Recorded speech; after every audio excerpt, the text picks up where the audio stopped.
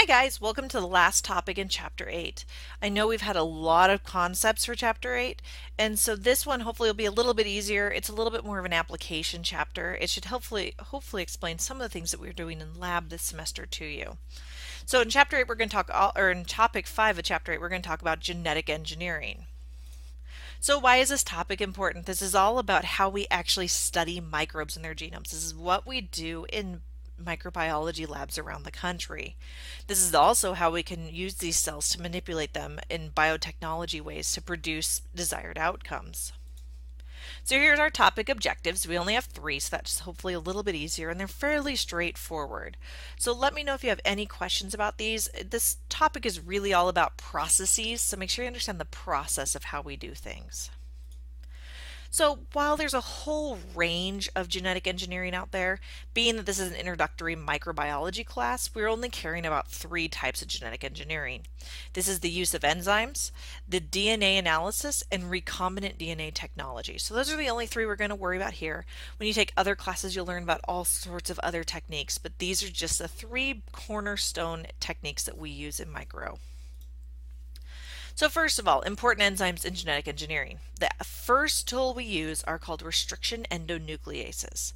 What these do is they can cut the DNA open so that we can insert genes or cut out genes within a segment, within a plasmid or within the genome, whatever it is that we're trying to manipulate. There are a whole range of these enzymes, these restriction endonucleases. They can do a variety of things and they can cut in a variety of places. And you can see the different cutting patterns here on this slide. We have the blunt, which is the last one here on the slide. It's the HAE3. And then you have the sticky ends, which are the staggered cuts. And those just provide different ways of allowing us to be able to cut things and add things in. Now, each of these enzymes and all the other ones that aren't listed all have unique cutting patterns, but they all look for the same thing, which is called a palindrome. A palindrome is where the sequence is the same when read from 3' to 5' on one strand and from 5' to 3' on the other strand. If you look at echo R1, you can see that here. The top strand goes AATT when the bottom strand goes TTAA. So you can see how that's a palindrome. So that's how that works. So really when it comes to these restriction enzymes, the big thing I want you to understand is that they cut the DNA in a specific place using a palindrome, and by selecting which one of these we use, we can either cut DNA into a whole bunch of little fragments for analysis or be able to add in genes to plasmids or whatever our application process is.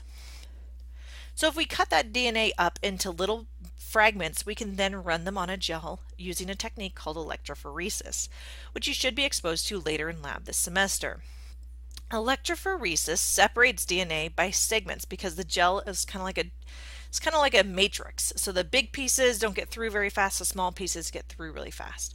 If we were to take a whole series of samples, cut them using the same restriction enzymes, we would be able to see how similar they are because of the different sizes of fragments, because those enzymes would cut in the same place every time. This is actually how we do outbreak testing. So when samples are brought into the lab, either stool or food testing, we isolate out the organisms, cut up their DNA, run it on a gel, and look to see if they're the same or not. If they're the same, then this item is associated with the outbreak. If they're not the same, then then it's a new different organism that's causing a problem, or it's just a random side that we caught up. It depends. We can also use it for sequencing, but we're not going to worry about that too much here. Another application analyzing DNA is called polymerase chain reaction, PCR. When we have DNA, and if we only have a very little bit of DNA, we have to make huge amounts of copies in order to be able to analyze it.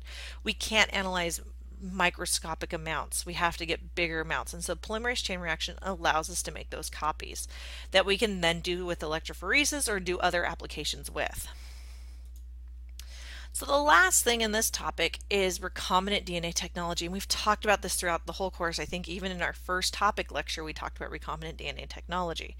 And the hallmark example we use in microbiology is the use of E. coli to produce human insulin for diabetics. And how do we do this? So the first thing we do is we identify the gene of interest. So in this case it's human insulin. We've identified the gene and we put that into a plasmid. Once we have this in the plasmid, we then insert it into our desired cell, which in this case was E. coli, and then we let the E. coli grow. And we can stimulate the production of it if it's not naturally stimulated, have it produce these proteins, and then we can isolate out the proteins and purify them. And so that's how this process works. And you can see a little schematic of it here. What I'm really looking for in this is I want you to understand the basic concepts. By all means, the hardest part of this process is identifying the gene and getting it correctly into the plasmid. That is always the hardest part, is making sure you get the whole gene, make sure you're getting the functional parts of the gene, and getting that nicely set in that plasmid so that the cell can easily read it and create that protein. So that's the hardest part. Once you have the rest of it, it's all easy and downhill from there. So this was a short topic lecture on some genetic engineering, but let me know if you have any questions about it. I know it's a little assay based, so it's a little different. So if you're struggling with that, that's okay. And just let me know if you have any questions.